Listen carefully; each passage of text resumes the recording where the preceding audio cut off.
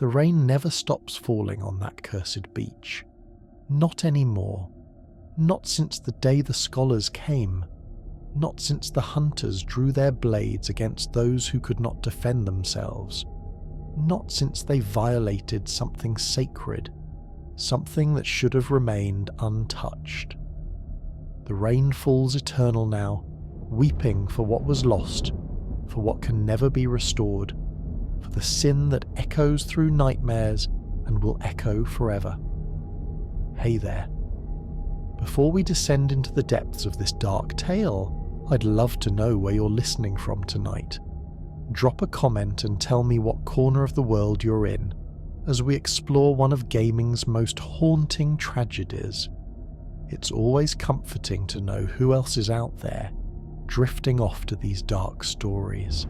Now settle in, get comfortable, pull your blankets close, because tonight we're going to walk through blood-soaked streets and rain-drenched shores. We're going to witness the birth of a curse that trapped souls in eternal torment. We're going to examine what happens when the pursuit of knowledge becomes monstrous, when curiosity curdles into cruelty, when scholars become murderers and hunters become butchers. This is the story of the Fishing Hamlet Massacre, Bloodborne's greatest sin, and the terrible price paid by those who committed it. The world of Yharnam and blood. To understand the magnitude of what happened at the fishing hamlet, you first need to understand the world of Bloodborne itself.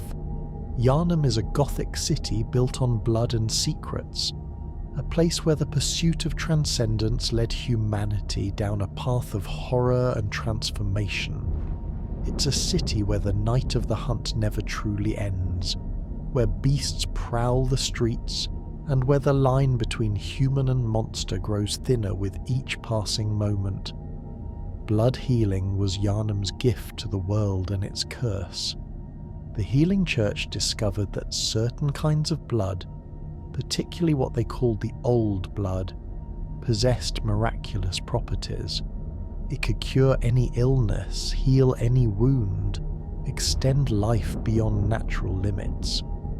People came from across the land seeking these blood ministrations, hoping to be cured of their ailments, never understanding the terrible price their salvation would demand. But blood is a tricky thing in Yharnam. The more you use it, the more you need it. The more you need it, the more it changes you. And eventually, inevitably, those who partake too deeply of the blood transform. They become beasts, losing their humanity piece by piece, their minds dissolving into primal hunger, their bodies warping into twisted mockeries of what they once were. The very thing that promised salvation became the instrument of damnation. The hunters were Yharnam's answer to the beast plague. When citizens transformed, when the blood turned them into monsters, the hunters would come, armed with trick weapons that could transform mid-combat, clothed in leather and cloth that offered little protection but maximum mobility. They stalked the night, killing the beasts that had once been people. It was brutal work, necessary work, work that slowly ate away at the soul of anyone who pursued it for too long. And here's the terrible truth about being a hunter. The more you hunt, the more you're exposed to blood.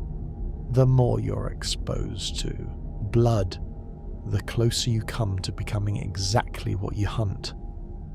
Many hunters eventually succumbed to what was called being blood drunk, an addiction to blood and violence so powerful that they could no longer distinguish between beasts and people, between necessary killing and mindless slaughter.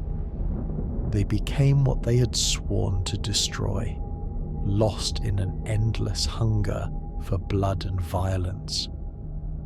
The Healing Church was the most powerful institution in Yharnam, built on the foundation of blood healing and the promise of ascension. But the church was more than just a medical institution or religious organization. It was a research body, dedicated to uncovering the secrets of the old blood and the mysterious beings called Great Ones. These cosmic entities existed beyond human comprehension, possessed powers that seemed godlike, and the Church believed that by understanding them, humanity might ascend to something greater. But before the Healing Church, there was Byrgenwerth. The scholars of this ancient college were the first to delve into the secrets that would eventually consume Yharnam. They were the ones who discovered the old blood. They were the ones who first learned of the Great Ones, and they were the ones who committed the sin that would echo through time and nightmares, the sin we're here to explore tonight. Everything that happened in Yharnam, all the horror, all the tragedy, all the transformation and madness can be traced back to decisions made by the scholars of Byrgenwerth. And the greatest of those sins happened at a small fishing village far from the city where something precious washed ashore. Byrgenwerth and the pursuit of knowledge. Byrgenwerth was once a place of higher learning, a college nestled peacefully by a great lake, far from the bustling streets of Yharnam. It was here that some of the greatest minds of the age gathered to study the mysteries of the world, to push the boundaries of human knowledge, to seek truths that had been hidden since time immemorial. It was a place of scholarly pursuit, of intellectual discourse, of ambitious young people who dreamed of understanding the cosmos itself. Master Willem was the head of Byrgenwerth, a provost whose motto would prove both prophetic and tragically ignored. "Fear the old blood," he warned. Master Willem believed that ascension, that evolution to a higher plane of existence, should come through insight, through understanding, through the accumulation of knowledge that would elevate the mind to commune with the gods themselves. He believed that eyes were the key, that by lining one's brain with eyes, metaphorical or otherwise, one could see truths invisible to ordinary mortals. The scholars of Byrgenwerth made expeditions into the ancient labyrinth beneath Yharnam, exploring the ruins left by the Pthumerians, a civilization that had existed long before the current age. In those depths, they discovered incredible things. They found evidence of the Great Ones, cosmic beings who dwelt in planes beyond human perception. They found artifacts that suggested these Great Ones had once walked among humanity, had been worshipped, had perhaps even bred with humans to produce offspring that defied natural law. And they found the old blood. Samples preserved in ancient containers, blood that possessed properties unlike anything in the natural world. This blood could heal, could extend life, could grant visions and insights that ordinary blood never could. It was intoxicating, this discovery, the promise of transcendence contained in a liquid that flowed through veins both human and inhuman. But Willem's students didn't all share his caution. Among them was Lawrence, a brilliant scholar who believed that Master Willem's approach was too slow, too careful, too afraid. Lawrence looked at the old blood and saw not danger but opportunity. He believed that through blood, not just insight, humanity could achieve the transcendence they sought. He would use the blood, would unlock its secrets, would transform humanity into something greater than it had ever been. The split between Master Willem and Lawrence was inevitable. In what Willem would later call a betrayal, Lawrence left Byrgenwerth and founded the Healing Church. He took the knowledge gained from their expeditions, the samples of old blood, and the techniques for using it, and built an institution that would eventually eclipse Byrgenwerth itself. The Healing Church promised healing, promised salvation, promised a way to overcome human limitation through the miracle of blood ministration, and Yharnam embraced it eagerly, never understanding the price they would pay. But even before the split, even when Lawrence still studied under Master Willem, the scholars of Byrgenwerth were conducting experiments that would have horrifying consequences. They weren't content with just studying the ruins, with just examining artifacts and translating ancient texts. They wanted to encounter the Great Ones themselves, to study them directly, to unlock the secrets of their power, and perhaps even to become like them. The scholarly pursuit at Byrgenwerth was noble in its intentions, but monstrous in its methods.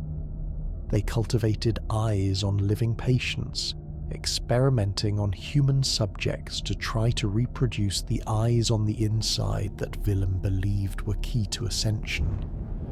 They searched for umbilical cords of Great Ones, believing these organs held some essential key to cosmic understanding.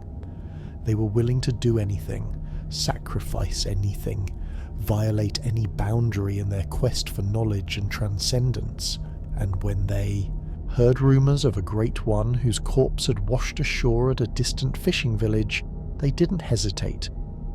They gathered their resources, assembled a team of scholars and hunters to protect them, and set out to claim this prize. They were excited, perhaps even reverent, at the opportunity to study a Great One's physical form directly. They had no idea that this expedition would result in their greatest sin, the crime that would curse them and all hunters who came after them for eternity. Master Willem would later sit alone at Byrgenwerth, staring out at the lake where another Great One, Rom the vacuous spider, hid the truth of what Yharnam had become. By the time we meet him in the game, he's ancient and decrepit, unable or unwilling to speak, strange growths emerging from the back of his head where he had lined his brain with eyes just as he had always preached. He had achieved his goal of insight, of eyes on the inside, but at what cost? He had sent his students into the world armed with dangerous knowledge and even more dangerous ambition, and they had used that to commit atrocities. His caution about the old blood had proven prophetic, but by then it was far too late. The blood had already transformed Yharnam, and the sin at the fishing hamlet had already been committed. The Great One Kos and the Fishing Hamlet. The fishing hamlet was a small, isolated village on the coast, far from the centres of civilization, where simple people lived simple lives sustained by the sea. The villagers were fishermen and their families, people who made their living from the ocean's bounty, who worshipped the mysteries of the deep, who lived in harmony with forces they didn't fully understand but nevertheless respected. It was a peaceful place, or at least it had been, before the Great One came. Kos, or as some say Kosm, was a Great One unlike many of the others documented in Bloodborne's lore. Where most Great Ones were abstract, almost impossible to perceive in their true forms, Kos had a physical presence. She was described as slug-like, a massive aquatic being whose body bore both alien and strangely human characteristics. Her face, partially visible in her corpse, appeared almost human, creating an unsettling bridge between the cosmic and the familiar. She was a being of the ocean, of the deep places where light doesn't reach, of the mysteries that lurk beneath the waves. One day, Kos washed ashore on the beach near the fishing hamlet. She was already dead when she arrived, her massive corpse carried by currents to rest on the sand, but death doesn't mean the same thing for Great Ones as it does for humans. Great Ones exist across multiple planes of reality, their consciousness persisting even when their physical forms perish. And Kos, even in death, brought something with her.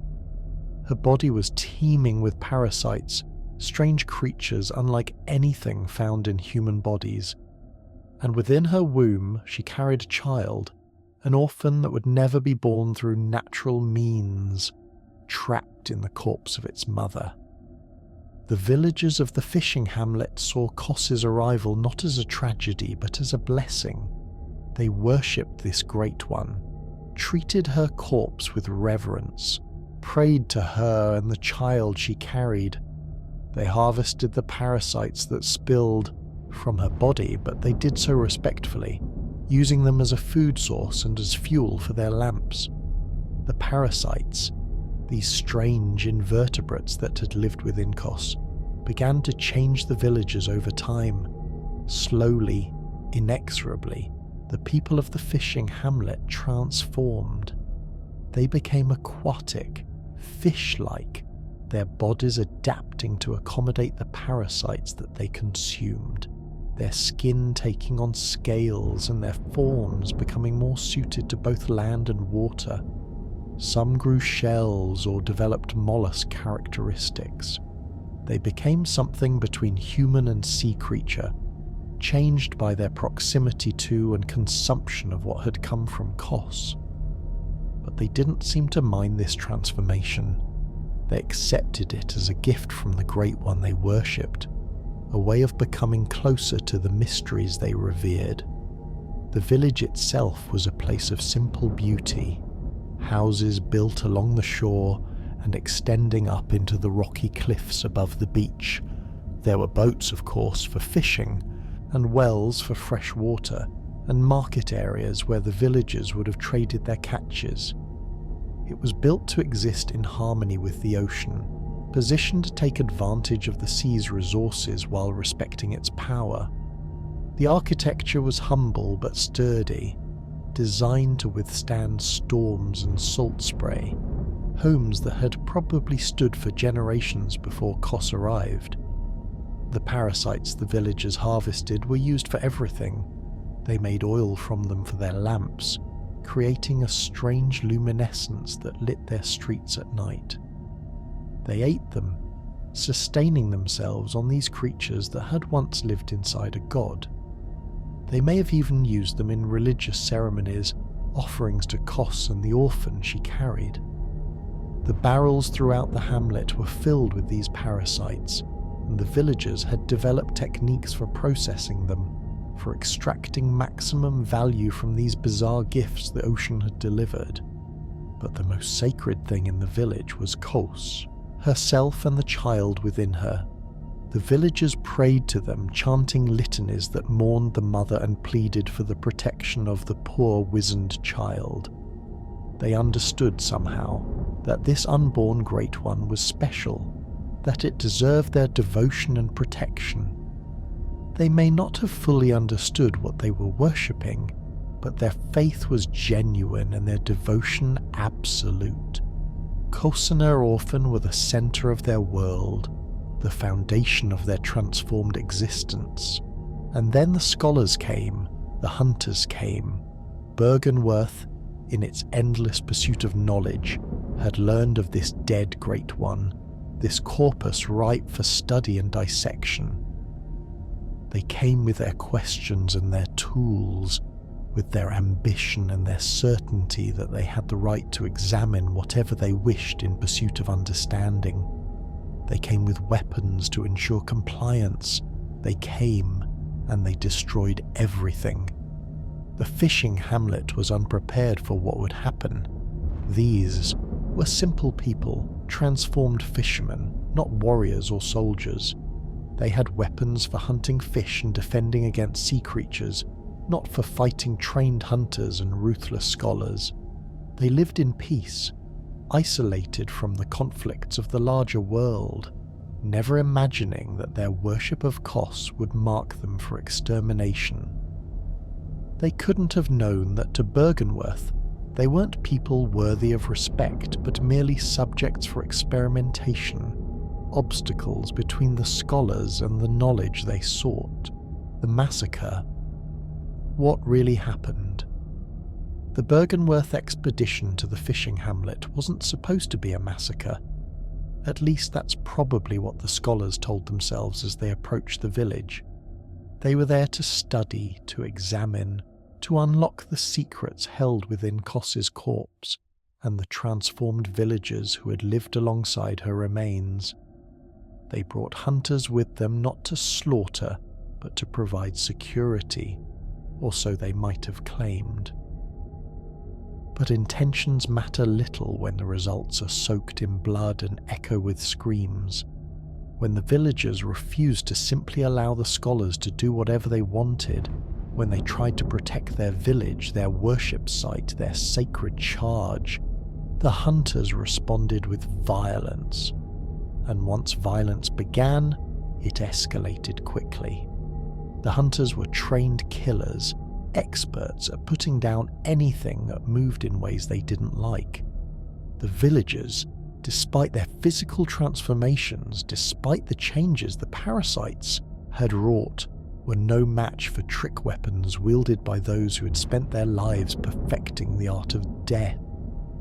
The streets of the fishing hamlet ran with blood.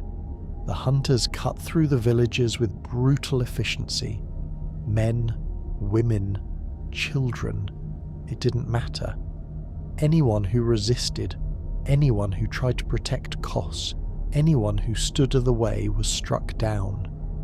The transformation the villagers had undergone likely made it easier for the hunters to kill them, easier to rationalize the slaughter.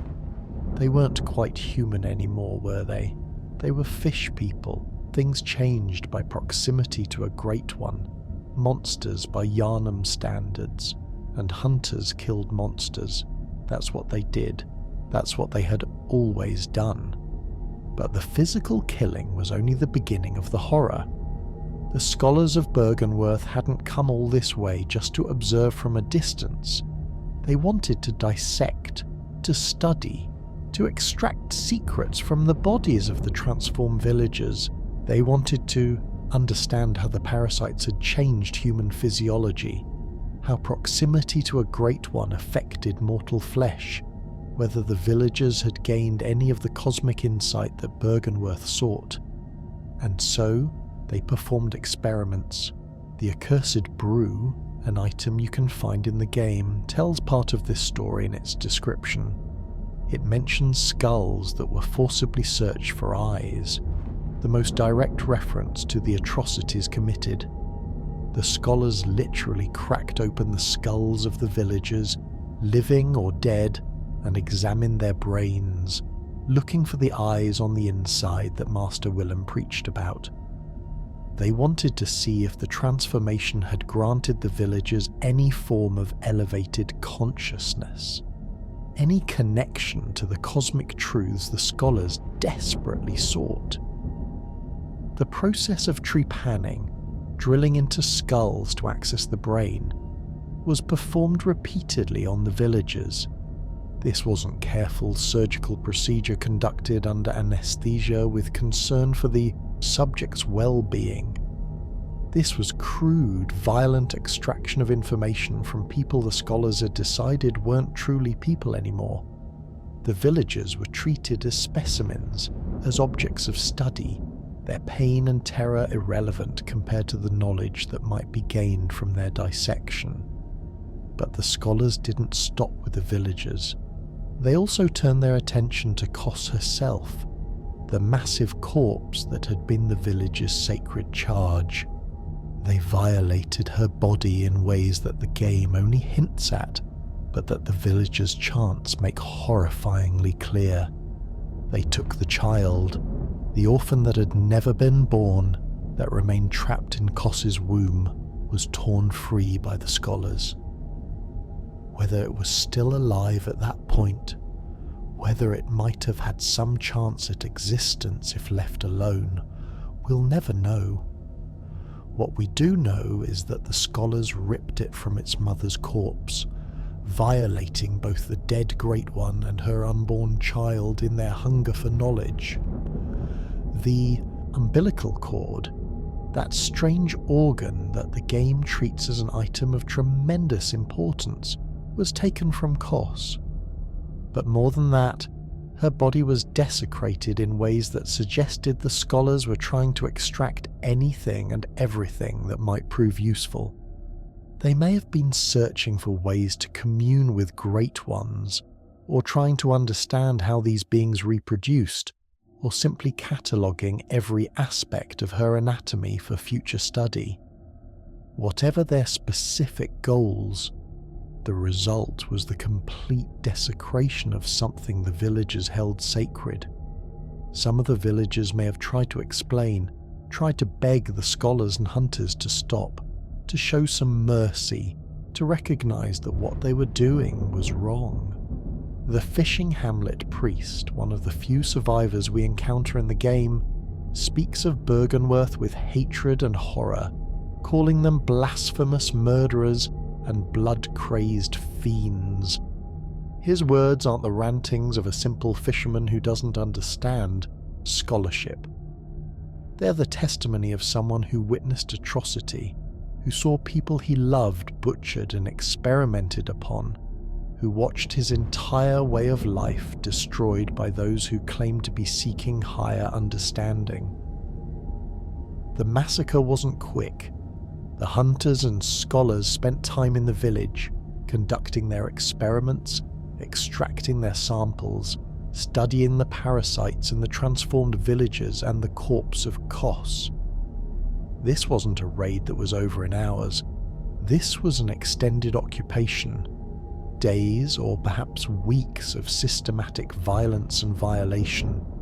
The villagers who survived the initial slaughter were forced to watch as their home was defiled, their neighbours were dissected, and their Great One was violated.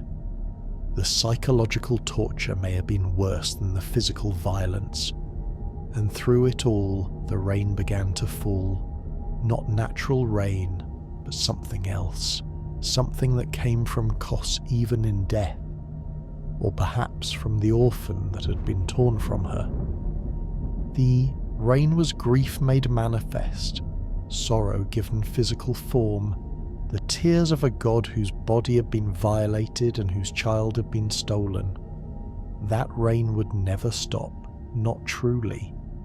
In the nightmare that was created from this sin, the rain falls eternally on the fishing hamlet, a permanent reminder of what was lost, what was taken, what can never be restored.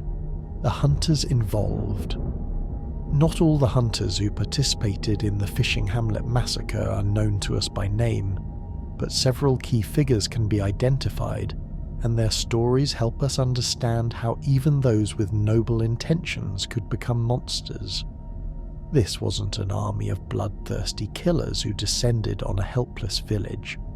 Some of those involved were considered the finest hunters of their age, people with consciences, people who would later be consumed by guilt over what they had done.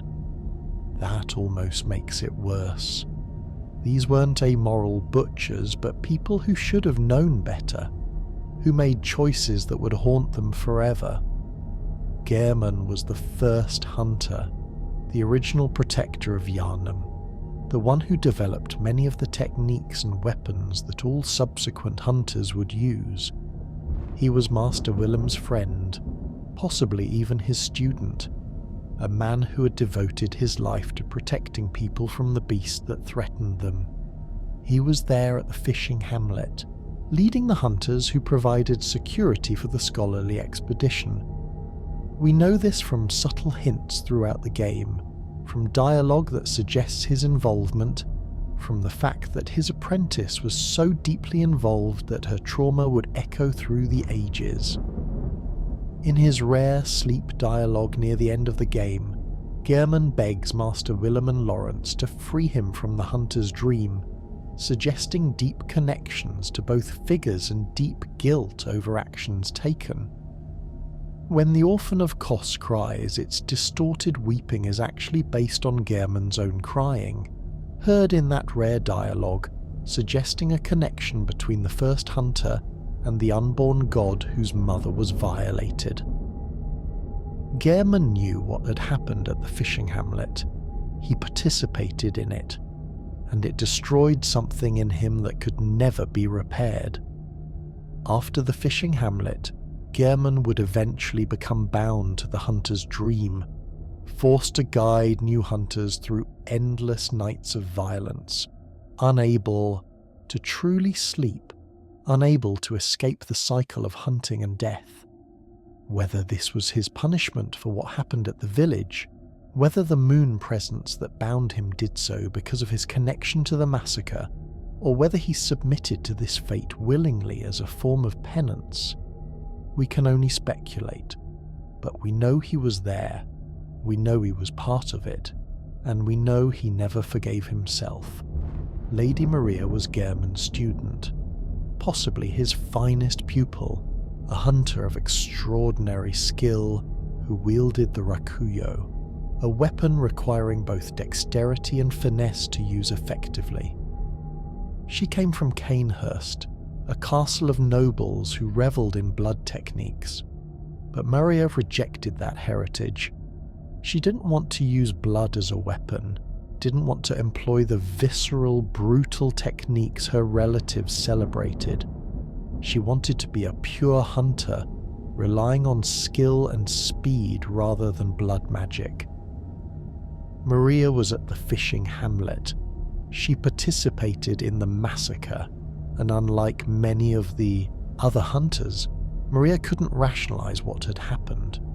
She couldn't find a way to live with what she had done, couldn't accept that the pursuit of knowledge justified the slaughter and experimentation.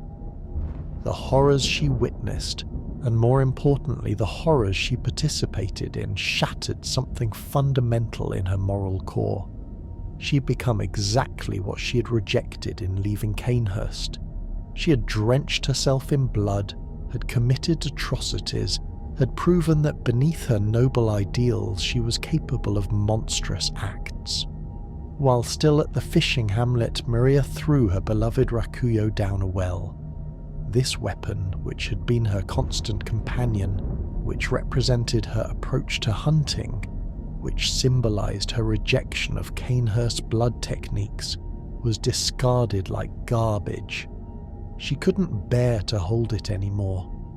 Every time she looked at it, she must have seen the blood of the villagers, heard their screams, remembered what she had done with this instrument of death.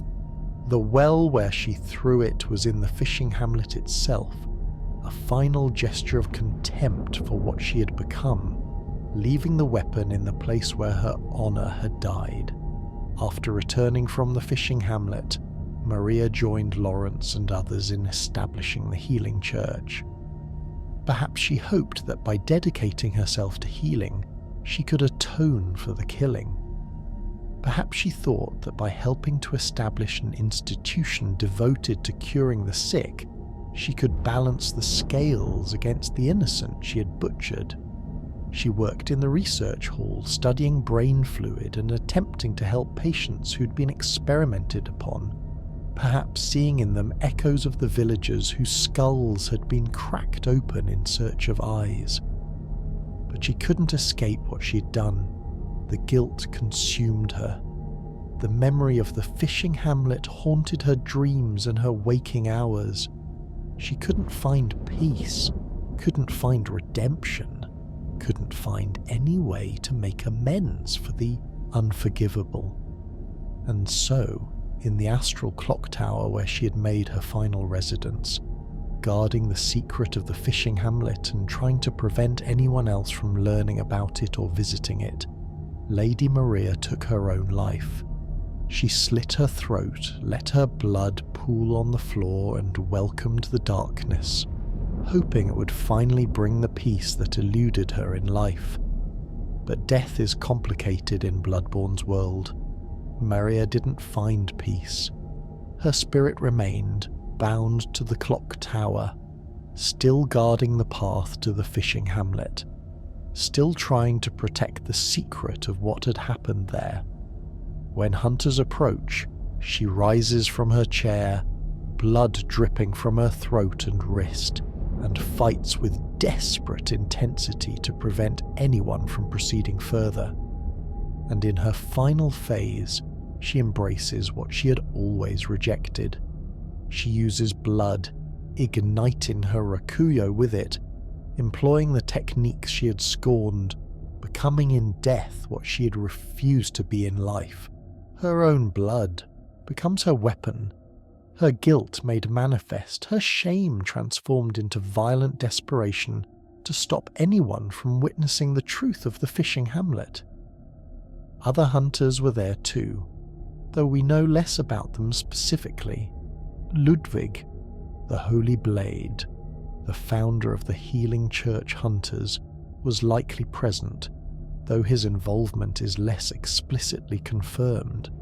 His eventual transformation into a beast, his descent into being blood-drunk and trapped in the hunter's nightmare, might have been hastened by guilt over the fishing hamlet. Lawrence himself might have been there, leading the scholarly contingent, making decisions about what experiments to conduct and which lines to cross in pursuit of knowledge. His eventual fate, becoming a horrific beast himself and being trapped in the nightmare, seems almost fitting given his role in establishing the practices that led to the massacre, the Curse of Kos.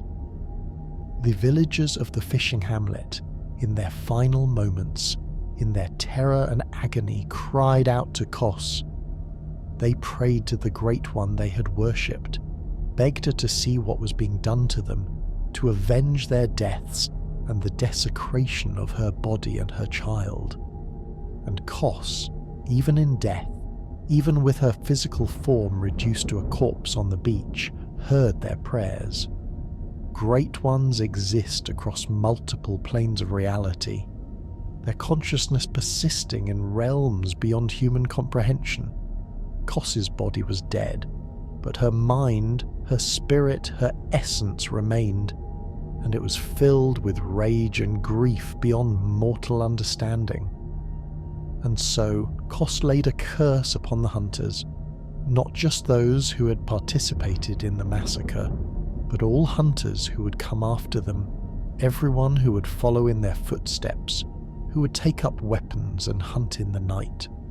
The curse was comprehensive, cruel, and eternal. Its words, chanted by the villagers even in the nightmare that would later form, spell out its scope with chilling clarity. Curse the fiends, their children too, and their children forever true. The curse manifested as the hunter's nightmare, a realm of eternal torment specifically designed to punish those who had committed the atrocities at the fishing hamlet, and those who became blood-drunk in the hunts that followed. This nightmare was brilliant in its cruelty. It wasn't simply a hell where hunters suffered generic torments, it was personalized, specific, designed to inflict maximum psychological and spiritual suffering on those trapped within it. The hunter's nightmare took the form of a warped, distorted version of places the hunters knew. It included versions of Cathedral Ward and other locations from Yharnam, but twisted, wrong, soaked in blood, and populated by monsters. The hunters trapped there were forced to hunt endlessly, fighting beasts and each other in an eternal cycle that never brought satisfaction or resolution. They would kill and be killed, die and rise again, hunt and be hunted, forever caught in the cycle of violence that had defined their lives but stripped of any purpose or meaning. Those who participated in the Fishing Hamlet Massacre were condemned to this nightmare upon their deaths. Maria died by her own hand, but her spirit ended up guarding the clock tower in the nightmare, unable to truly rest, forced to relive her shame eternally. Lawrence transformed into a horrific beast, his body perpetually aflame, a reflection of how his ambition had burned away his humanity. Ludwig became the twisted nightmare apostle, a writhing mass of flesh and suffering, his noble ideals and holy mission perverted into something unrecognizable. But the curse didn't stop with those who'd been at the fishing hamlet.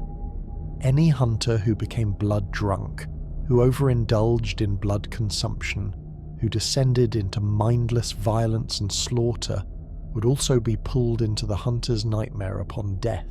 The curse infected the entire lineage of hunters, ensuring that the sins of the past would continue to claim victims generation after generation.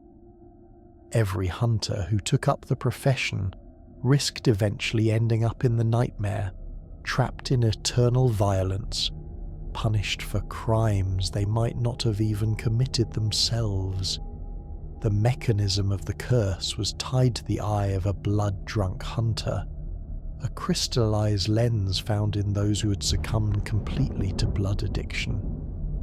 These eyes, rotted and ruined by excessive blood consumption, served as markers identifying those who belonged in the nightmare. When someone possessing such an eye died, or when someone carrying such an eye was grabbed by an amygdala, they would be pulled into the hunter's nightmare, dragged into Kos's revenge whether they were ready or not.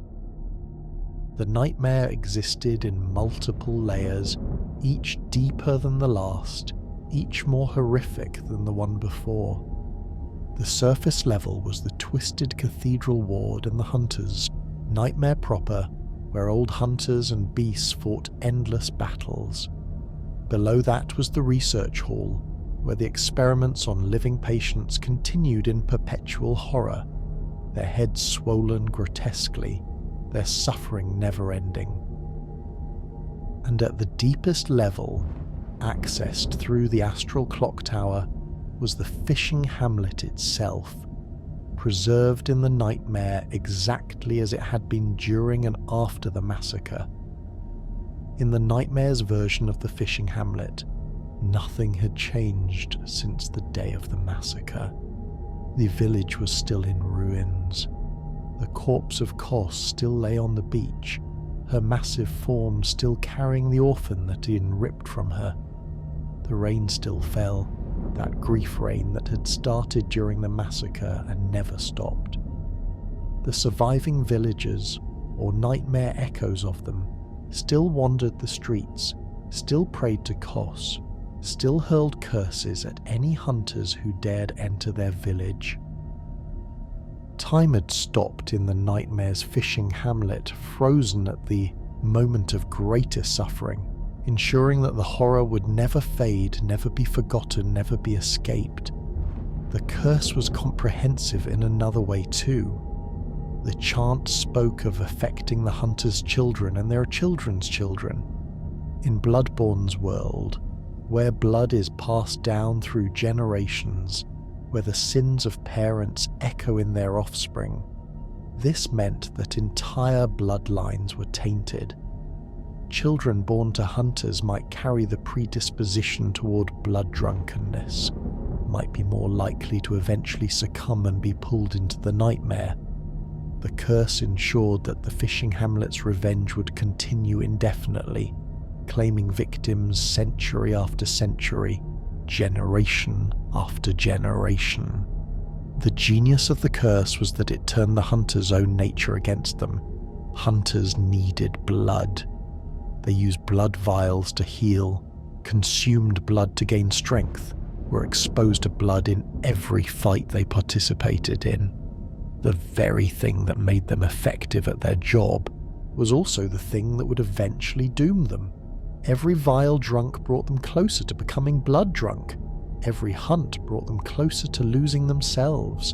And when they finally crossed that line, when they became the mindless, blood-addicted killers that the curse waited for, the hunter's nightmare would claim them, and they would suffer forever as payment for the sins committed at the fishing hamlet. Kos's curse was revenge at its most perfect and terrible. It didn't just punish the guilty, it poisoned everything the guilty had touched, ensured that their profession would become a pipeline to damnation, turn their own methods and practices against them. The hunters had created weapons and techniques designed to kill efficiently. Now those same weapons would be turned on each other in endless nightmare combat. They had consumed blood to become stronger. Now that blood consumption would mark them for eternal torment, they had hunted monsters. Now they would become the monsters they had hunted, and they would be hunted in turn forever and ever without end. Lady Maria's torment and death. To truly understand the weight of what happened at the fishing hamlet, we need to focus on Lady Maria's story in greater detail. Her tragedy encapsulates everything horrible about the massacre and its aftermath. She was noble, skilled, principled, and yet she participated in atrocities that destroyed her from within. Her descent from honoured hunter to guilt-racked suicide to nightmare guardian is one of the most heartbreaking arcs in gaming. Maria came from Cainhurst, a castle of nobles who had discovered their own twisted relationship with blood. The Vile Bloods, as they were called, drank the blood of their enemies and used blood in combat, seeing it as a source of power and prestige. The Knights of Cainhurst would drain their victims and use blood techniques that made combat both elegant and horrifying. It was a culture that celebrated blood in all its forms, that saw beauty in hemorrhage, that turned consumption into an art form. But Maria rejected this. She found her family's obsession with blood repulsive. She wanted to be a hunter, yes, but a clean hunter, one who relied on skill and precision rather than blood magic. When she left Cainhurst to study under Gehrman, she was trying to distance herself from her heritage, to prove that she could be something better than her bloodline suggested. The rakuyo she wielded was a weapon that required dexterity and practice, a tool for skilled combat rather than visceral slaughter. She was going to be different. She was going to be better. And then she went to the fishing hamlet. We don't know her exact role in the massacre. Was she forced to participate in the killing, following Gehrman's orders, even as her conscience screamed at her to stop? Did she try to intervene, to prevent the worst atrocities, only to be overruled by the scholars who demanded access to the corpse and the villagers? Or did she participate willingly, telling herself that it was necessary, that the pursuit of knowledge justified the violence, that the villagers weren't really people anymore anyway? The game doesn't tell us, and perhaps that's appropriate. The exact details of her participation matter less than the fact that she was there, that she was complicit, that she did things she could never forgive herself for. What we do know is that the experience shattered her. The Maria who left the fishing hamlet was not the same person who had arrived. Something fundamental had broken inside her. She had proven to herself that she wasn't better than her Cainhurst relatives, that beneath her noble intentions she was capable of the same bloodshed they celebrated. She had drenched herself in the blood of innocence, had used her skills to slaughter rather than protect, had become exactly what she had tried so hard not to be. The act of throwing her rakuyo down the well was symbolic suicide before the physical act. That weapon was her identity as a hunter, her rejection of Cainhurst's blood, techniques, her commitment to a better way. By casting it into the well at the fishing hamlet, she was acknowledging that everything it represented was a lie. She wasn't better, she wasn't different. She was just another killer, and the weapon that had executed innocent villagers deserved to be discarded like the trash it was. The well was full of corpses and blood, a fitting resting place for the tool that had helped fill it. After returning from the fishing hamlet, Maria tried to rebuild herself through service to the healing church. She worked in the research hall, a facility established beneath the astral clock tower, where experiments were conducted on living patients in pursuit of ascending humanity and communing with Great Ones. The patients there had their heads enlarged through experimental procedures, their brains pumped full of fluids in an attempt to create eyes on the inside, to force the insight that Master Willem preached about. Perhaps Maria saw helping these patients as a form of penance. They were being experimented on just as the villagers had been, their bodies violated in pursuit of knowledge just as Kos's corpse had been defiled. If she could ease their suffering, if she could show them kindness, if she could protect them from the worst excesses of the researchers, maybe it would balance some of the evil she had participated in. Maybe it would prove that she wasn't completely monstrous, that some good remained in her despite the horrors she'd committed. But it wasn't enough. It could never be enough. The guilt consumed her from within, eating away at whatever peace she tried to construct. The screams of the Fishing Hamlet villagers echoed in her mind. The sight of their blood on her rakuyo haunted her dreams. The memory of what had been done to Kos and the orphan gave her no rest. She had tried to run from her Cainhurst heritage, but in the end she had proven that blood always tells, that you can't escape what you are, that violence and bloodshed were her destiny no matter how hard she tried to avoid them. The astral clock tower became her final refuge and her prison. She took up residence in the upper chamber, surrounding herself with patients she tried to help, positioning herself as the final guardian between the world and the secret of what had happened at the fishing hamlet. The clock tower was built above the research hall, which in turn existed in a strange space that connected to the hunter's nightmare, which led eventually to the nightmare's recreation of the fishing hamlet itself. Maria stationed herself at this junction point, determined that no one would ever learn the truth of what had happened, that the secret would die with her. And then she made the final decision. In that chamber in the clock tower, surrounded by the patients she had tried to help, Lady Maria slit her own throat. She chose death over continuing to live with the guilt, chose oblivion over enduring another day remembering what she had done. Her blood pooled on the floor around her chair, the same blood she had rejected using as a weapon, now spilled by her own hand. She slumped in that chair and died, perhaps hoping that death would finally bring the peace that had eluded her since the fishing hamlet. But Kos's curse had other plans. Maria's death didn't bring peace. Her spirit remained bound to the clock tower, still guarding the path to the fishing hamlet, still trying to prevent anyone from discovering the truth.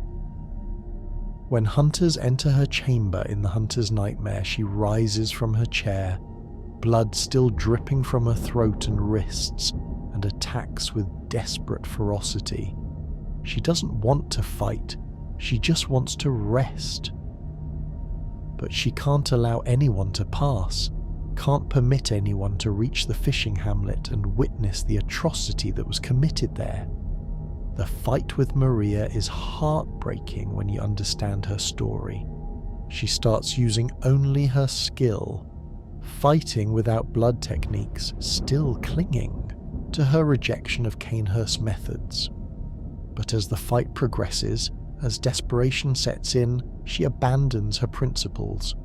In her final phase, she ignites her weapons with her own blood, uses the very techniques she had spent her life rejecting, becomes in death what she had refused to be in life. It's her ultimate defeat, the final proof that she could never escape what she was, that her attempt to be better than her bloodline was doomed from the start. When you defeat Maria, her final words are a mixture of relief and resignation. She can finally rest, finally stop guarding the secret, finally let go of the burden she'd carried for so long. But her rest comes too late.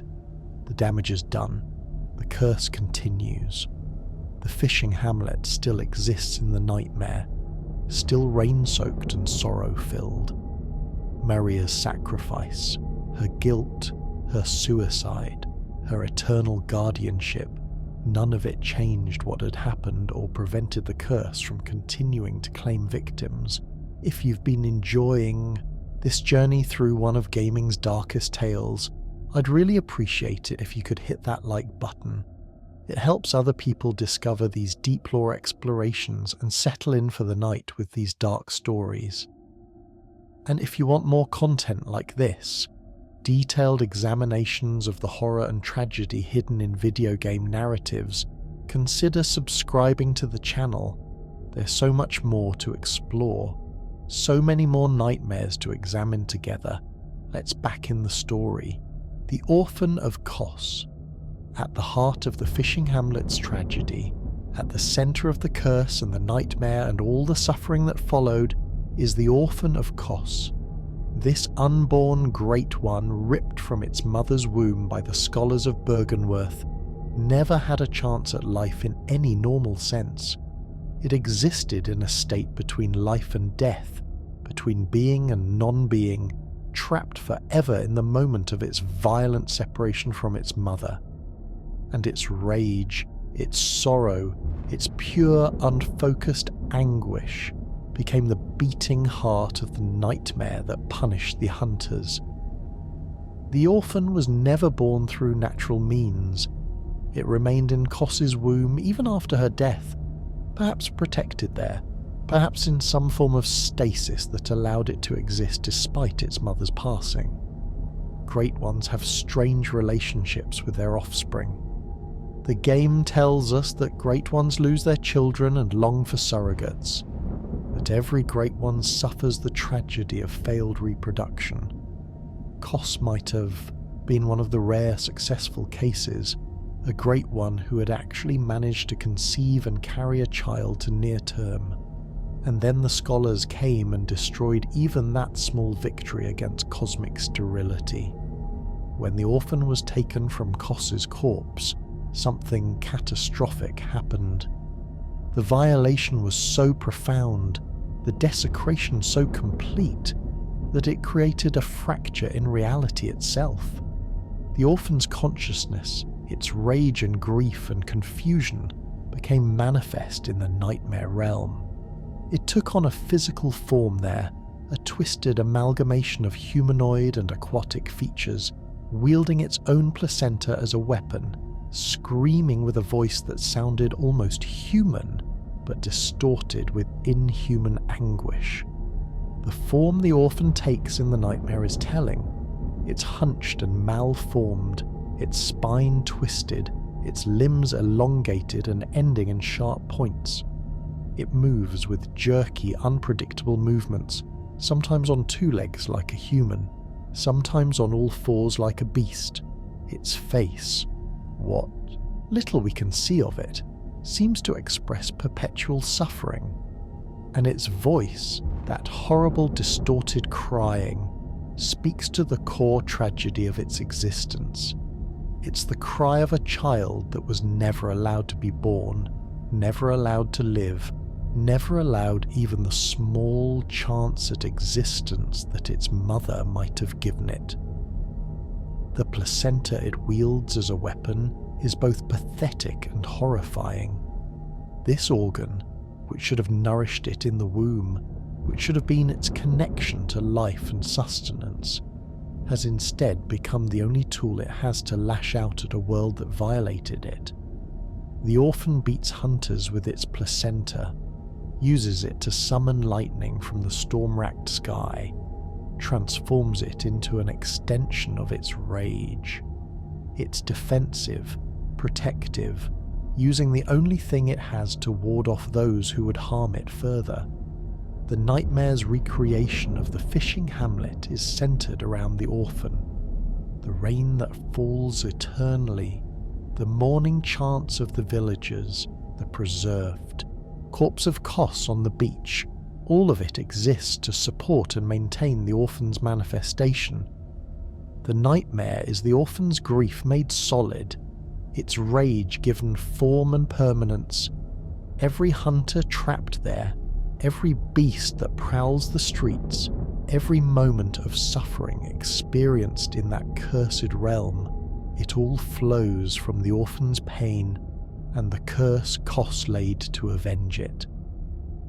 The orphan's behaviour in the nightmare is defensive and territorial. It doesn't leave the beach where its mother's corpse lies.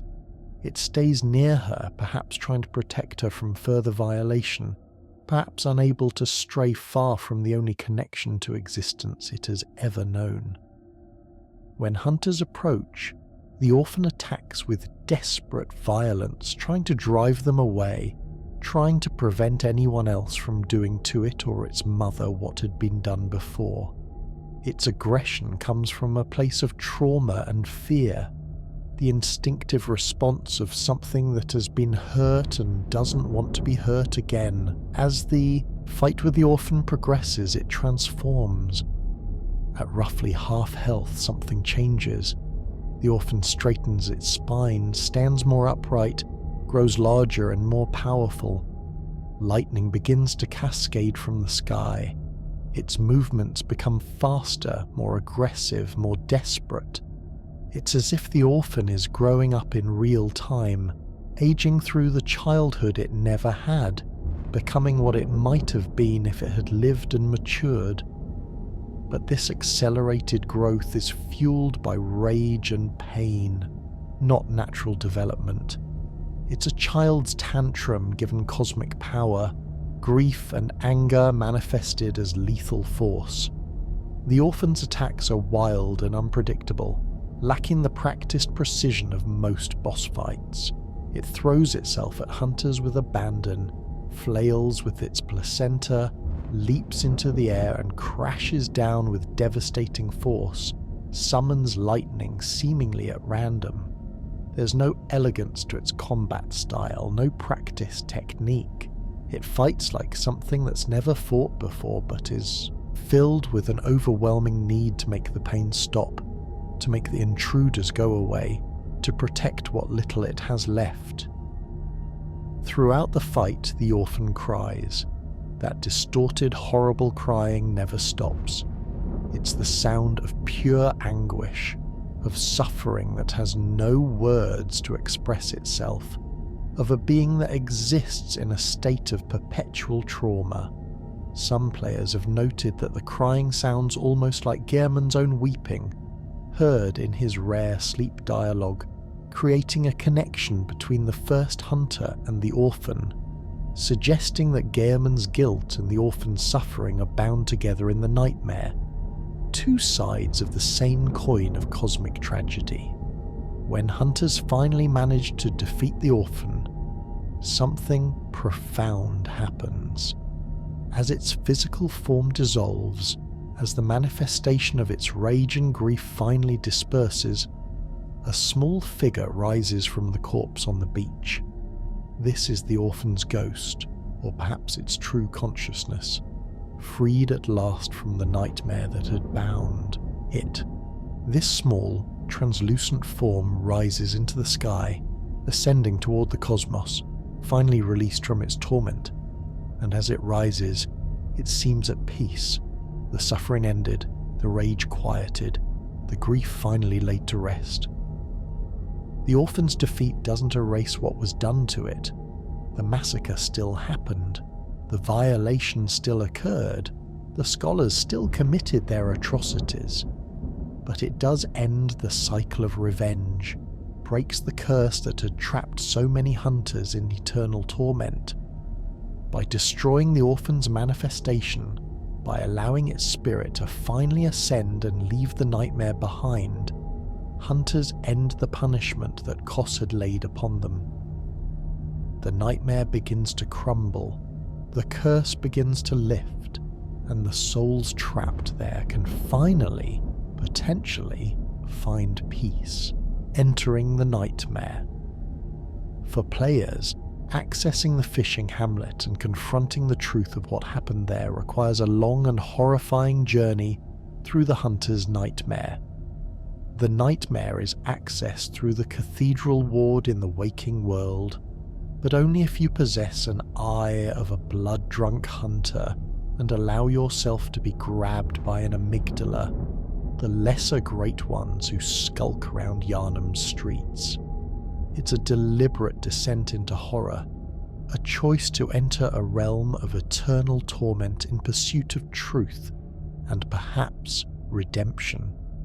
The Hunter's nightmare begins in a twisted version of Cathedral Ward, but everything is wrong.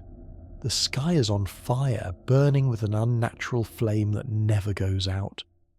The streets are soaked in blood, rivers of it flowing through gutters and pooling in low places. Old hunters, legends from previous generations, now blood-drunk and mad, patrol the streets attacking anything that moves. These were once heroes, respected figures who protected Yharnam, but they've been reduced to mindless killers, trapped in an eternal parody of the hunt they once undertook with purpose. The architecture is familiar but distorted, buildings slightly wrong in their proportions, streets that should lead somewhere ending abruptly or looping back on themselves. It's like walking through a memory of Yharnam as recalled by someone whose mind has been shattered by blood and violence, where all the details are present but assembled incorrectly, creating a space that's recognizable and alien simultaneously. The nightmare has taken real locations and twisted them to serve its purpose as a prison for the damned. Ludwig's chamber lies early in the nightmare, accessed through a building that seems to exist in multiple spaces at once. The first hunter of the healing church has become a horrific beast, his body twisted into a massive horse-like form with a twisted human torso emerging from it.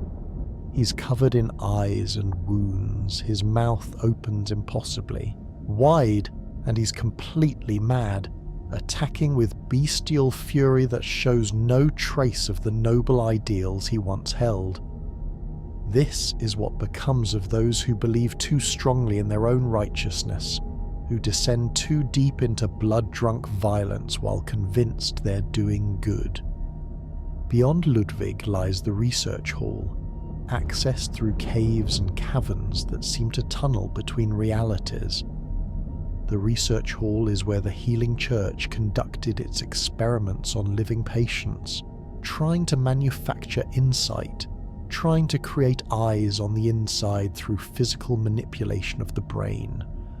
The patients here have heads swollen to grotesque proportions, filled with brain fluid that was supposed to grant them cosmic understanding, but instead left them moaning and suffering in eternal agony. They're not aggressive unless provoked, which somehow makes their condition worse. These are victims who didn't choose to be here, who were experimented on by people who claim to be helping them, and now they're trapped in a nightmare reliving their torture forever. The patients in the research hall are perhaps the most tragic figures in all of Bloodborne. They were sick people who came to the healing church seeking help, who trusted the scholars and doctors to cure them, and who were instead used as test subjects in horrific experiments. Maria tried to help them, tried to ease their suffering, but she was working within a system designed to exploit them.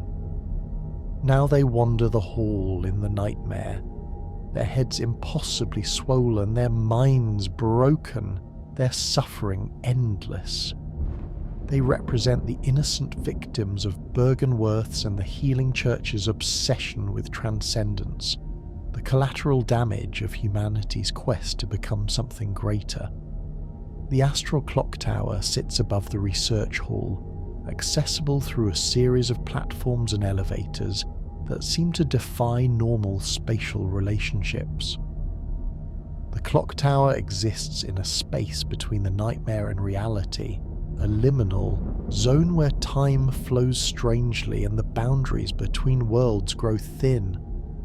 The patients Maria tried to help wander here too, and the clock itself serves as a marker, a countdown perhaps, or a reminder that time passes differently in the nightmare than in the waking world. This is where Maria makes her stand. In the upper chamber of the clock tower, surrounded by the patient she tried to protect, she waits in her chair, blood still dripping from her self-inflicted wounds. She doesn't want to fight. She just wants to be left alone, to guard her secret, to prevent anyone from discovering what lies beyond. But when hunters enter her chamber, when they approach the final door that leads to the fishing hamlet, she has no choice. She rises, draws her weapons, and fights with all the skill she once possessed, desperate to stop anyone from witnessing the atrocity that destroyed her. Defeating Maria opens the final path. Beyond her chamber lies a nightmare corridor that seems to stretch through time and space, walking through it feeling like crossing between worlds, reality becoming more fluid with each step. And then, suddenly, you emerge on a cliff overlooking the fishing hamlet, and the rain hits you immediately. That eternal rain, falling from a sky that's both storm-racked and wrong, the grief rain that has never stopped since the day of the massacre. The descent into the fishing hamlet proper is gradual, down cliff paths and through crude wooden structures, past wells filled with corpses and streets stained with old blood. The village is exactly as it was during and after the massacre, preserved in the nightmare at its moment of greatest suffering. The buildings are simple but well made, the architecture of people who worked with their hands and built to last. But everything is broken now, destroyed by violence, marked by the horrors that were committed here. The villagers, or nightmare echoes of them, still wander the streets. They attack any hunters who enter, seeing in them the murderers who destroyed their home. Their bodies show the transformations the parasites caused, scales and shells and aquatic features making them seem more monster than human. But they're not monsters, they're victims, people who were killed or experimented on, whose spirits are trapped in this nightmare recreation of their final moments, forced to relive their trauma forever. The chanting is everywhere. As you descend into the hamlet, you hear voices praying to Kos, begging her to curse the fiends and their children, mourning the poor wizened child that was taken from her. The chant is haunting and sorrowful, a prayer that has become a curse, the final words of a dying people transformed into the mechanism of eternal revenge. The voices come from everywhere and nowhere, echoing through the rain, ensuring that no hunter can forget what happened here, what their predecessors did, what sins they're walking through. The hamlet streets wind down to the beach, past more evidence of the massacre. There are areas where experiments were clearly conducted, spaces where the villagers were dissected, buildings that became impromptu research facilities. The physical evidence of Byrgenwerth's atrocities is everywhere, preserved in nightmarish detail, ensuring that anyone who ventures here will understand exactly what happened, will witness the fruits of curiosity untempered by morality. And finally you reach the beach. The shore stretches before you, dark sand and darker water, waves crashing eternally against the coast. The rain falls heaviest here, almost solid in its intensity, as if the sky itself is weeping. And there, sprawled across the beach, is Kos, her massive corpse still present even in death, her slug-like body partially covered by the tide, her human-like face visible and somehow expressing sorrow even in death. This is what Byrgenwerth violated, what they dissected, what they destroyed in their hunger for knowledge. And emerging from the tide, rising from the water near its mother's corpse, is the orphan. It sees you approaching and recognizes what you are. Another hunter, another descendant of those who killed its mother and destroyed its chance at life, and it begins to cry, that horrible distorted weeping, and it raises its placenta as a weapon, and the final confrontation begins. The final confrontation. The fight with the Orphan of Kos is not just a boss battle, it's a reckoning, a final accounting for the sins committed at the fishing hamlet. Every hunter who reaches this beach, who faces this unborn god and its grief-fueled rage, is standing in for Gehrman and Maria and all the others who participated in the massacre. The orphan doesn't care about your personal innocence or guilt. You're a hunter, and hunters destroyed everything it might have been, and so you must face the consequences of that destruction. The beach becomes your arena, a space defined by the corpse of Kos, the relentless rain, and the orphan's anguish. There's nowhere to hide, no cover to use, just open sand and the crashing waves and this malformed being that wants nothing more than to make you feel even a fraction of the pain it has experienced. The setting itself is oppressive. The weather is hostile. Everything about the environment tells you that you don't belong here, that this is a sacred place you've defiled by your presence. The orphan's first phase is characterized by wild, unpredictable attacks. It swings its placenta in wide arcs, jumps into the air and crashes down, rushes forward with startling speed. Its movements are jerky and strange, lacking the practiced precision of most opponents. It fights like something that's never fought before but is filled with an overwhelming need to hurt you, to drive you away, to protect its mother's corpse from further violation. Every attack is desperate, frantic, powered by pure emotion rather than technique. The crying never stops.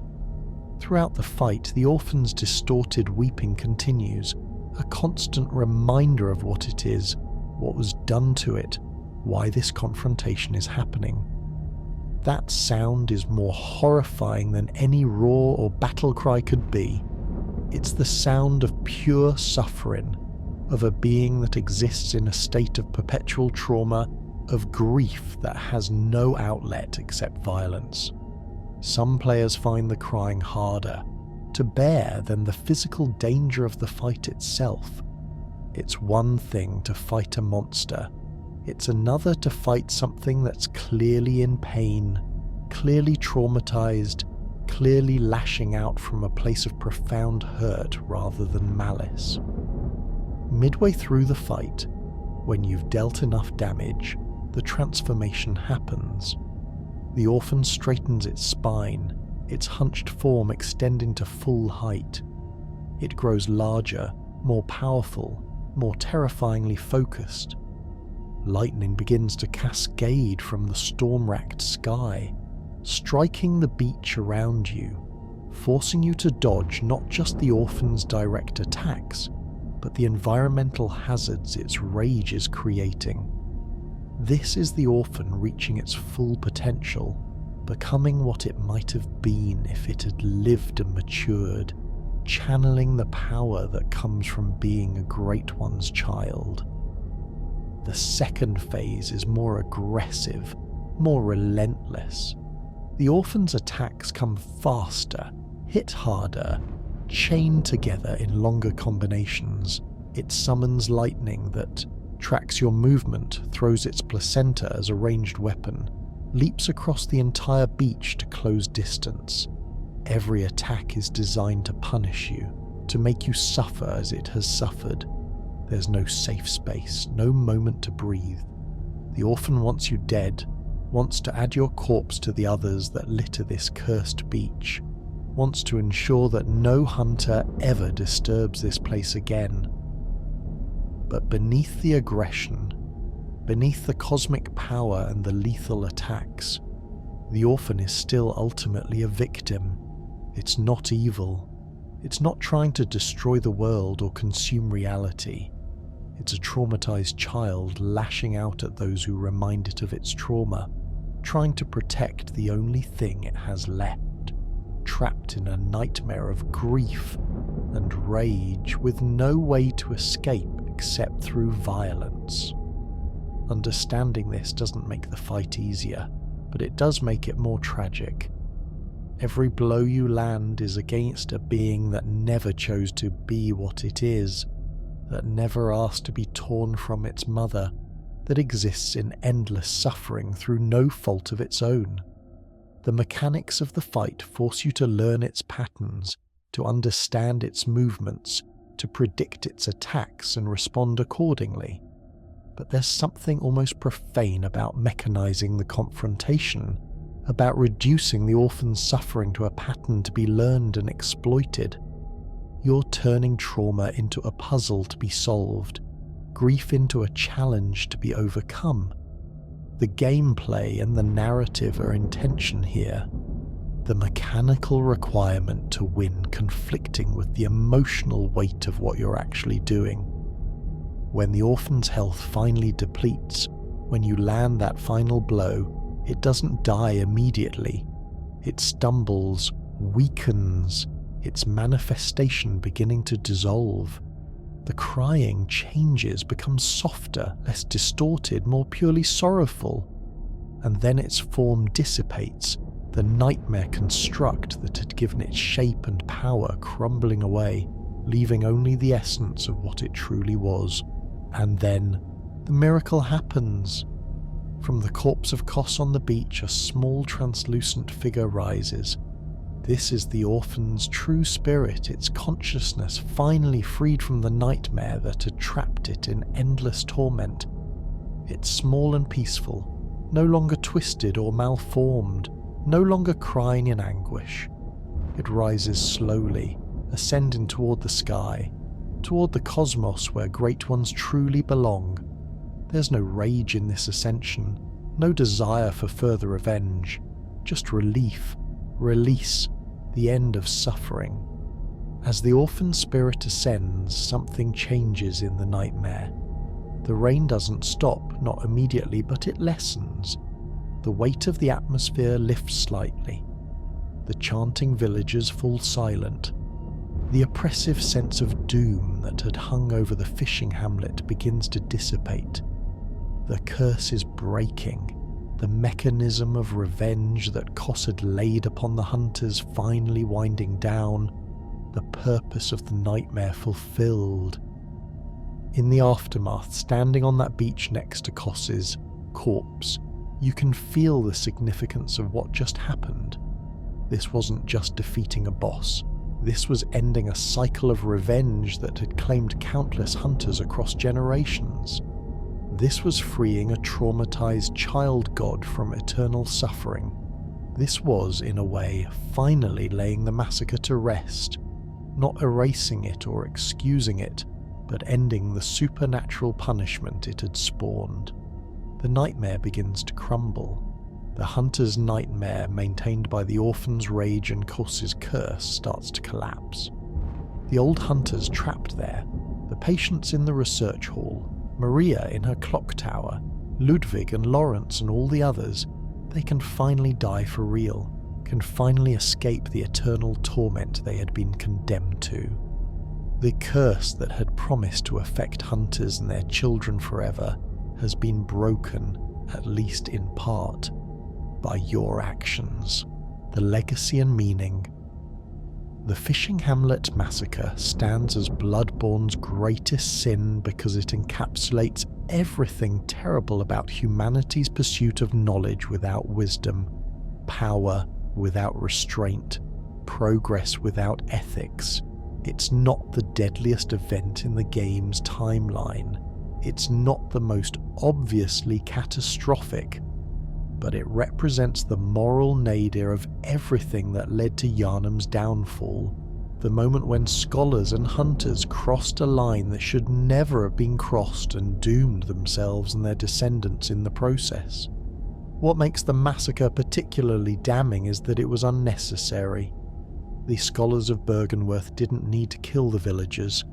They didn't need to experiment on living people, didn't need to crack open skulls in search of eyes, didn't need to violate Kos's corpse and tear the orphan from her womb. They wanted to, certainly. They thought it would advance their understanding, believed that the knowledge they might gain justified the atrocities they committed. But want and need are different things, and what happened at the fishing hamlet was driven by want, by ambition, by an intellectual hunger that had become indistinguishable from cruelty. The massacre reveals the fundamental corruption at the heart of Byrgenwerth's philosophy. Master Willem preached, "Fear the old blood," but his students heard, "Seek the old blood and take what you want from it."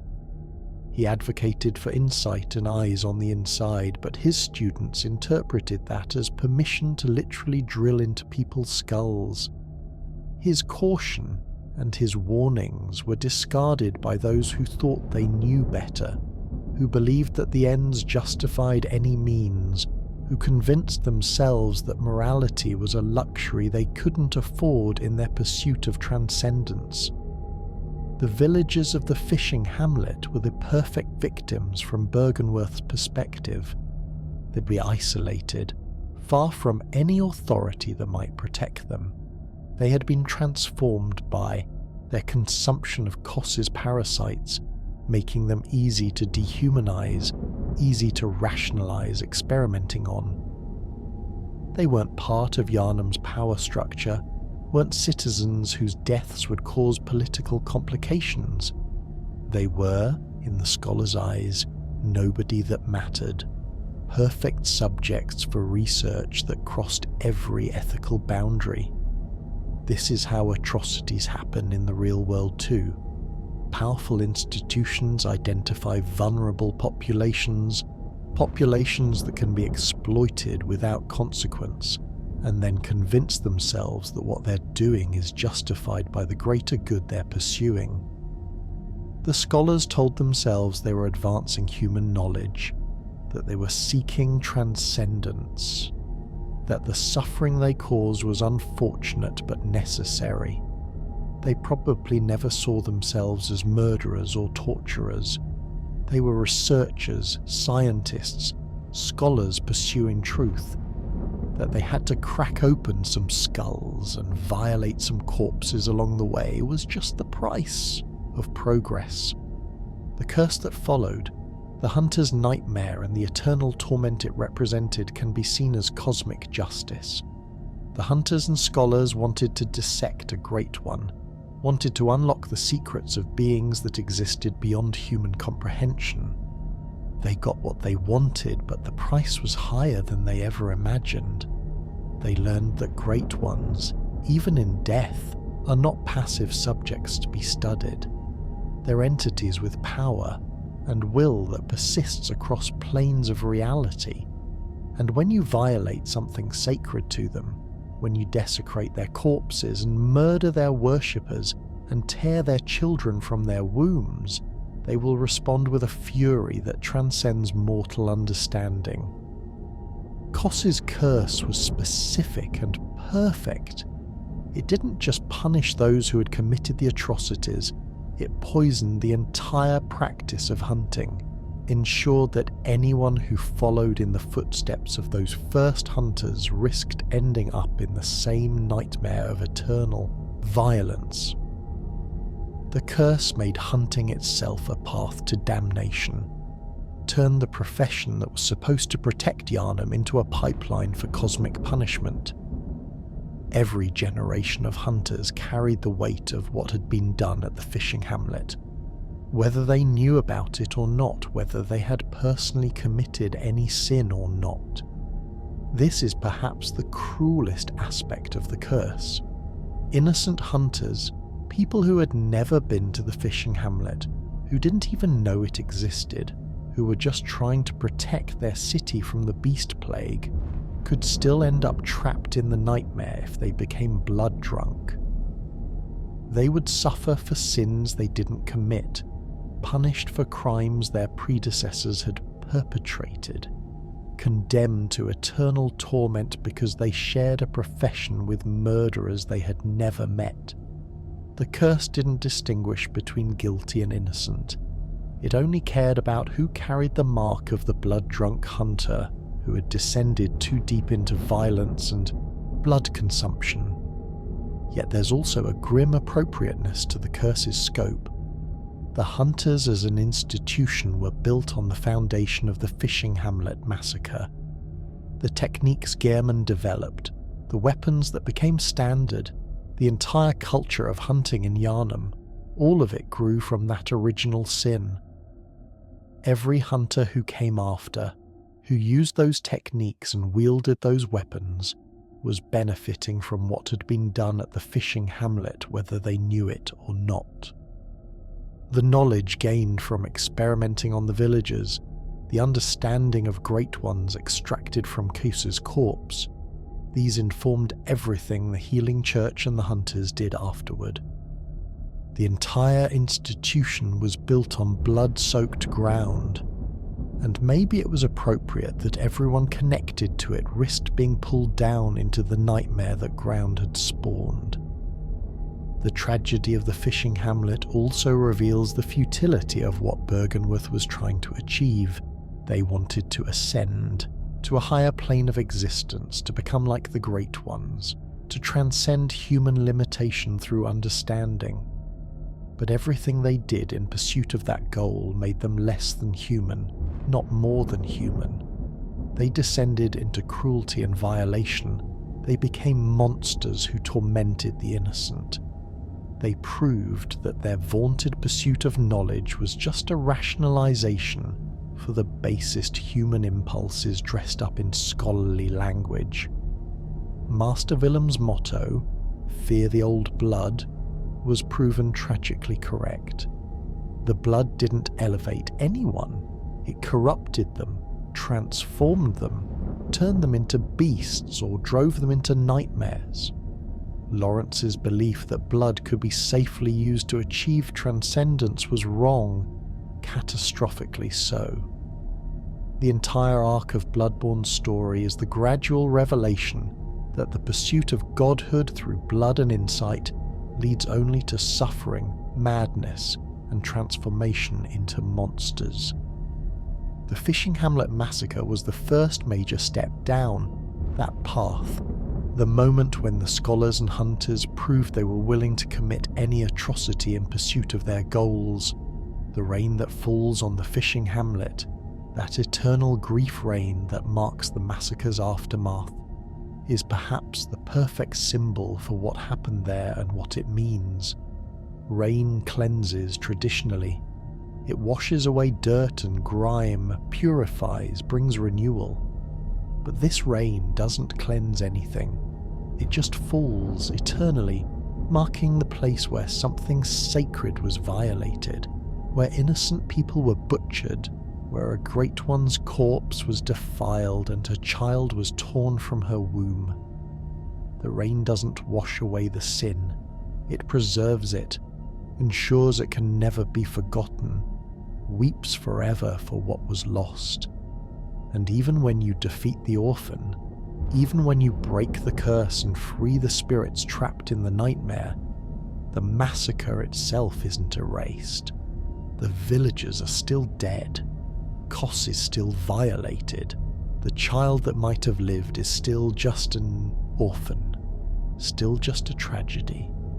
What was done cannot be undone. The best you can achieve is ending the cycle of revenge, freeing the suffering souls, preventing the curse from claiming any more victims.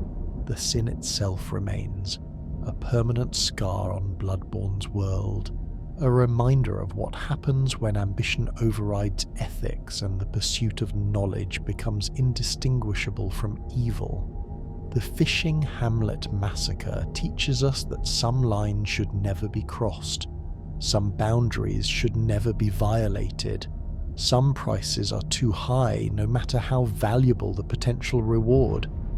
It teaches us that curiosity without conscience is monstrous, that intelligence without morality is dangerous, that the ability to do something doesn't mean you should do it.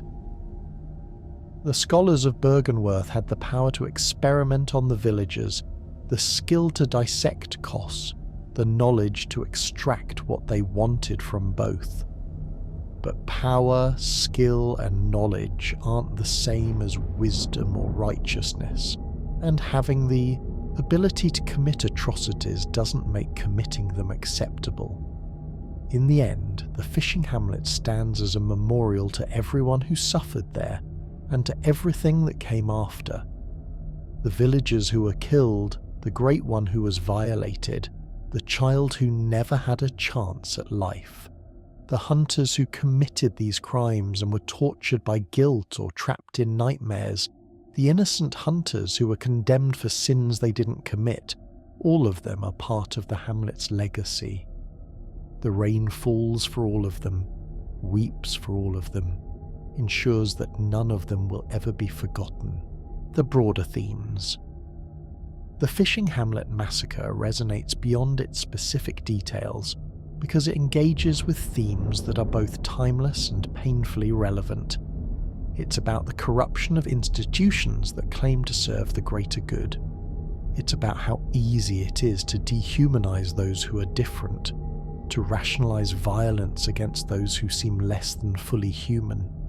It's about the terrible weight of generational guilt and the question of whether descendants should be held accountable for their ancestors' sins. Byrgenwerth and the Healing Church both present themselves as benevolent institutions. One seeks knowledge and transcendence, the other offers healing and salvation. But both are built on foundations of exploitation and atrocity.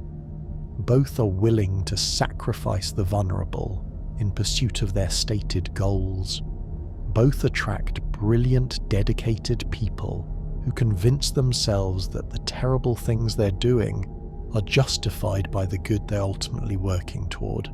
This is how real-world horrors often unfold, not through obviously evil people pursuing obviously evil goals, but through institutions that claim noble purposes while employing monstrous methods. The transformation of the fishing hamlet villagers made it easier for the scholars and hunters to rationalize what they did to them. They weren't quite human anymore, were they? They had scales and shells, had been changed by the parasites they consumed, were connected to a Great One in ways that made them alien. This kind of othering, this process of marking a group as fundamentally different and therefore less deserving of moral consideration, has been used to justify countless real-world atrocities. If you can convince yourself that your victims aren't really people, or at least aren't people in the same way you are, it becomes much easier to commit violence against them. The game never suggests the villagers were doing anything wrong by worshipping Kos and consuming the parasites. They lived peacefully, harming no one, sustaining themselves on what the ocean provided. Their transformation was their business, a change they accepted as part of their relationship with the Great One they revered. They weren't threatening anyone, weren't spreading corruption, weren't trying to force their way of life on others. They were just different, and in Bloodborne's world as in ours, being different is often enough to mark you as expendable. The question of generational guilt is central to understanding Kos's curse. Should the children and grandchildren and further descendants of those who committed the massacre be held accountable for what their ancestors did? Kos's curse says yes, explicitly targeting their children too, and their children forever true. Every hunter, regardless of their personal innocence, carries the potential weight of that ancestral sin, risks being punished for crimes committed generations before they were born. This is uncomfortable to contemplate, because it violates our usual sense of justice. We generally believe that people should be punished for their own crimes, not for what their parents or grandparents did. But Kos's curse operates on a different logic. one that sees professions and institutions as continuous entities that carry guilt across generations. If you choose to become a hunter, you're joining an institution built on the Fishing Hamlet Massacre, benefiting from the knowledge extracted through atrocity, using techniques developed through violence against the innocent. In that framework, maybe you do bear some responsibility for what your predecessors did, even if you personally had no hand in it. The game leaves this question deliberately unresolved. You can defeat the orphan and break the curse, but that doesn't mean the curse was unjust. You can free the trapped souls, but that doesn't erase the sin that trapped them there in the first place. Bloodborne presents the massacre and its consequences without offering easy moral answers, forcing players to grapple with the complexity themselves, to think about justice and revenge and guilt and redemption, without being given a simple framework for understanding them. The personal stories of Gehrman and Maria add another layer to these themes. Both were involved in the massacre, both were consumed by guilt afterward, but they responded to that guilt in different ways. Gehrman continued, became the first hunter, established systems that would train more hunters, passed on his techniques and knowledge even though those techniques were refined through atrocity.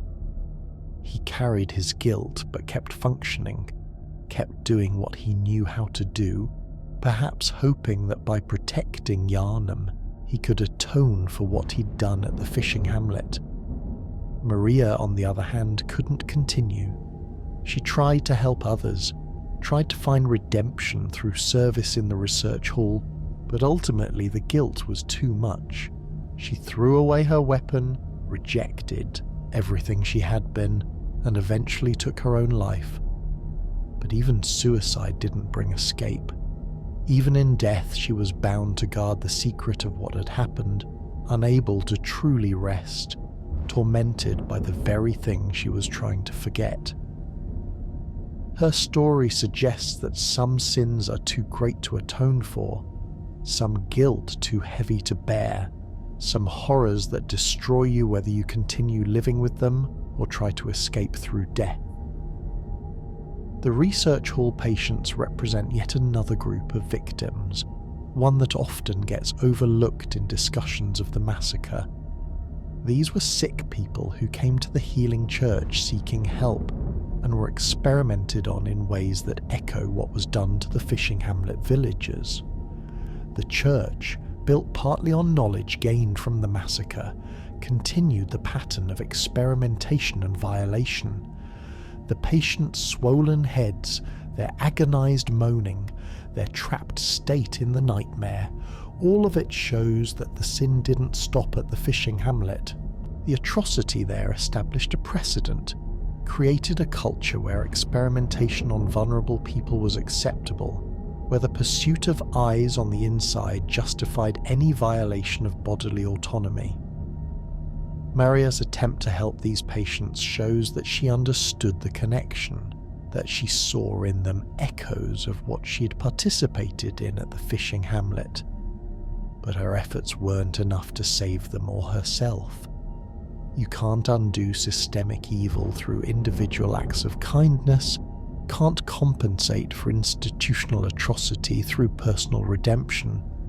The patients remained trapped, Maria remained guilt-ridden, and the pattern of exploitation continued because the institutions that perpetrated it remained in power, remained respected, remained unchallenged in their fundamental assumptions about who deserved moral consideration and who could be used as experimental subjects. Why this matters? The Fishing Hamlet Massacre isn't just important within Bloodborne's narrative. It represents some of the best environmental storytelling and thematic depth in gaming. The massacre isn't explicitly shown. There are no cutscenes depicting it, no detailed textual accounts of exactly what happened. Instead, the story is pieced together from item descriptions, environmental details, NPC dialogue, and the nightmare's recreation of the aftermath. This approach respects player intelligence and creates a sense of discovery, of gradually understanding something horrible through accumulating evidence rather than being told outright. The way Bloodborne handles the massacre also demonstrates how games can tackle serious, disturbing themes without exploitation. The horror of what happened is conveyed through atmosphere, through the rain, and the chanting, and the preserved evidence of atrocity, rather than through graphic depictions of violence. The game trusts that the suggestion of horror, the understanding of what was done, will be more powerful than showing it directly, and it's right. The imagination fills in the terrible details in ways that are more personally affecting than any cutscene could be. The Orphan of Kos is one of gaming's most tragic boss fights because it forces you to confront the consequences of the massacre directly. You're not fighting a monster that chose to be evil. You're fighting a victim, a traumatized child god that's lashing out from a place of profound hurt. The fight is mechanically challenging, yes, but it's the emotional context that makes it memorable. Every attack the orphan makes comes from its suffering. Its crying never stops. Its defensive behavior around its mother's corpse speaks to a desire to protect what little it has left. You understand why it's fighting you even as you're forced to fight it in return, and the resolution, the ascension of the orphan's spirit after you defeat it, provides a moment of genuine catharsis that's rare in gaming. You've ended its suffering. You've freed it from the nightmare. You've broken the curse that had trapped countless souls. It's not a happy ending because the massacre still happened and can't be undone, but it is a meaningful ending, one where your actions have genuine consequences that matter within the game's moral framework. The broader lesson of the Fishing Hamlet Massacre is about the responsibility that comes with power and knowledge. The scholars of Byrgenwerth had the power to do whatever they wanted to the villagers, and they exercised that power without restraint. They had the knowledge to conduct sophisticated experiments, and they used that knowledge without ethical consideration. They pursued transcendence without ever asking whether the methods they employed might compromise the goal they sought. Whether you can become something greater than human through acts that diminish your humanity. This resonates in our current moment where technological advancement and scientific progress often outpace our ethical frameworks for controlling them. We develop powerful tools and techniques, capabilities that previous generations couldn't imagine, and we have to make decisions about how to use them, whether to use them, what boundaries should exist around their deployment. The Fishing Hamlet reminds us that having the ability to do something isn't the same as having the right to do it, that progress without ethics is just sophisticated barbarism, that the pursuit of knowledge can become monstrous if it loses sight of basic moral constraints. The rain falls on the Fishing Hamlet, in the nightmare and in our memories of playing through it. It falls eternally, marking this as a place where something sacred was violated, where innocence was destroyed, where ambition and cruelty combined to create tragedy that echoed across generations. And it reminds us, as all great horror does, that the scariest monsters aren't the obvious, ones with fangs and claws. The scariest monsters are the ones who believe they're doing good while committing evil, who convince themselves that their noble goals justify ignoble means, who sacrifice others on the altar of progress without ever considering that some altars demand too high a price. Conclusion. As we come to the end of this journey through one of gaming's darkest tales, we're left with images that won't fade easily. The rain-soaked beach where Kos's corpse lies eternal, the orphans crying, that distorted weeping that speaks to trauma beyond words. Maria's blood-stained chair in the clock tower, where she sits guard over a secret she died trying to protect. The chanting villagers, praying to a god who answered their prayers with a curse that would claim victims for generations. The Fishing Hamlet Massacre is Bloodborne's greatest sin because it represents the moment when the pursuit of transcendence became indistinguishable from damnation.